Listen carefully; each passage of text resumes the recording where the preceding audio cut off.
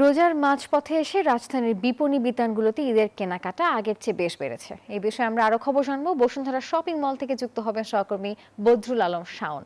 শাওন, জানাবেন ঈদের কেনাকাটা আপনি কেমন দেখছেন এবং ক্রেতা বিক্রেতা তারা কি বলছেন, তারা দামে কিংবা সবকিছু মিলিয়ে সন্তুষ্ট কিনা? ধন্যবাদ।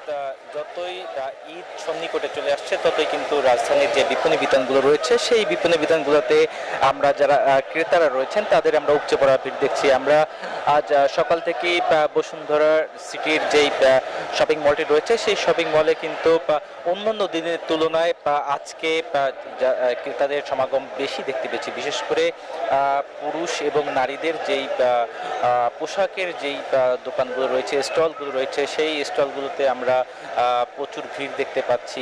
ঈদকে সামনে রেখে তারা ঈদের জামা কাপড় কেনার জন্য আসছেন। পাশাপাশি আপনাকে আরেকটি বিষয় জানিয়ে রাখি যে যেহেতু বসুন্ধরা শপিং মলে দেশি এবং বিদেশি ব্র্যান্ডগুলো, সব ধরনের ব্র্যান্ডগুলোর যেহেতু শপিং মল দোকান রয়েছে, সেক্ষেত্রে মানুষের এক ধরনের চাহিদা থাকে যে এক ছাদের নিচে যতদূর সুযোগ সুবিধা পাওয়া যায় সেই তাগিদ থেকে কিন্তু ক্রেতারা বসুন্ধরা শপিং মলে আসছেন, এসে বিভিন্ন তারা স্টলগুলো ঘুরছেন এবং তাদের চাহিদা মতো ঈদকে সামনে রেখে যে পোশাক সে পোশাকগুলো কিনছেন। পাশাপাশি আমরা মেয়েদের প্রসাধনীর দোকানগুলো, জুতার দোকানগুলোতেও দেখছি যে আমরা আসলে অনেক ভিড় দেখছি, যেখানে আসলে ক্রেতারা আসছেন এবং তারা তাদের চাহিদা মতো পণ্য কিনছেন। ক্রেতারা বলছেন যে দাম কিছুটা তুলনামূলক বেশি থাকলেও আসলে এক জায়গায় যেহেতু সব ধরনের পণ্য রয়েছে, সেক্ষেত্রে তারা এখানে এসে এবং ফিক্সড প্রাইসের কারণে এখানে এসে কিনতে স্বাচ্ছন্দ্য বোধ করছেন তারা। তো এই ছিল এখন পর্যন্ত আমার কাছে সর্বশেষ সংবাদ।